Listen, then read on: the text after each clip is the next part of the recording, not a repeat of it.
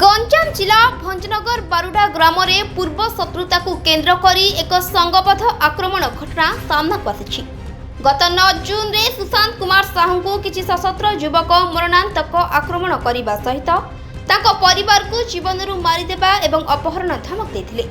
एने सुशांत को भाउज सावित्री साहू को अभियोग क्रमे भंजनगर थाना रे केस नंबर 561/2026 रुजु होइथिला। एसपी हरीश मिसिंग निर्देश में पुलिस तत्परता प्रकाश करी अभियुक्त शत्रुघ्न स्वाई, अनिल नायक, राजेंद्र नायक, लिटू सामंतराय एवं रितेश सिंह को गिरफ्त करिछि। अभियुक्तों निकटरू गोटे 9mm पिस्तल, गोटे देशी बंधुक, बाइक और मोबाइल जबत कराଯାଇଛି।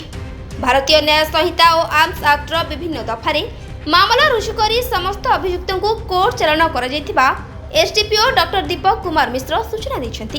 गंजाम मान्यवर गंजाम एसपी साहब निर्देश अच्छी भंजनगर उपखंड अंचल एवं भंजनगर थाना अंचल कौन प्रकार अपराधिक तत्व प्रति पुलिस शून्य सहनशीलता नीति अच्छी।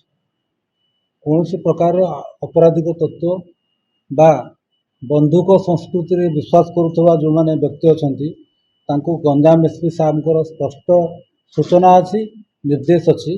तांको प्रति आमर शून्य सहनशीलता अच्छी, जीरो टॉलरेंस।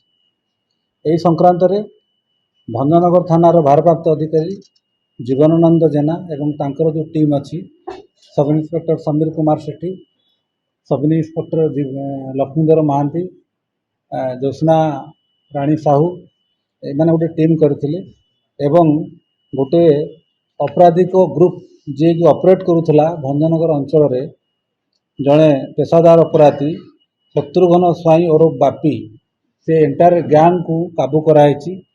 तांको पाखरु 2टी बंधुक जबत कराई, गोटे सिंगल शॉट एवं गोटे 9mm पिस्तल, 3 राउंड गुली एवं सेमाने अपराध रे व्यवहार करता जानवाहन तांकर जबत कराई।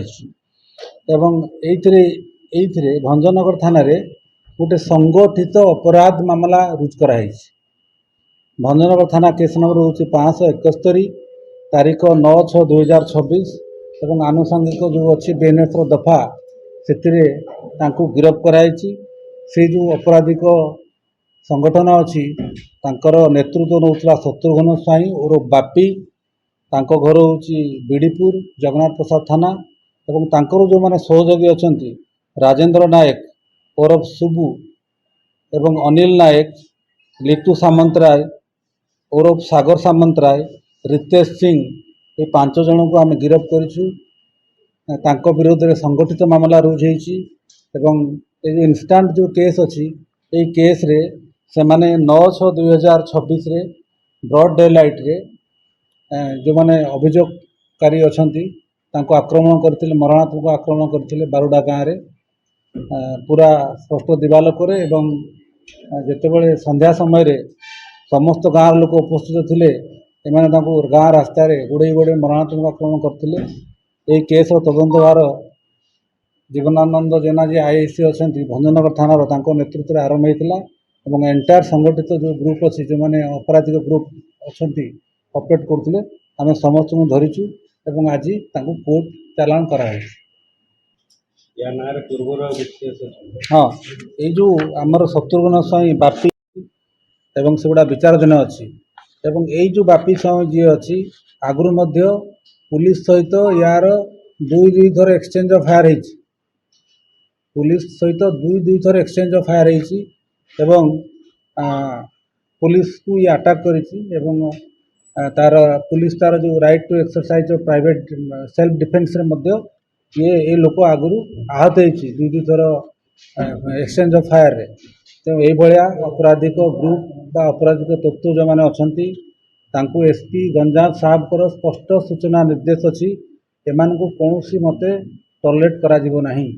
तेणु एमाने जो आमर आईन रो धारा अच्छी सामाजिक जीवन से माने फेरिबे नतुबा तांको भाषा रे आम तांको जवाब देबु। भंजनगर जेके पटनायक रिपोर्ट रियो न्यूज। जदि आपंक आम भिडी भल लगा तेब आम चैनल को लाइक, शेयर, सब्सक्राइब करने को जमा भी भूलु नहीं।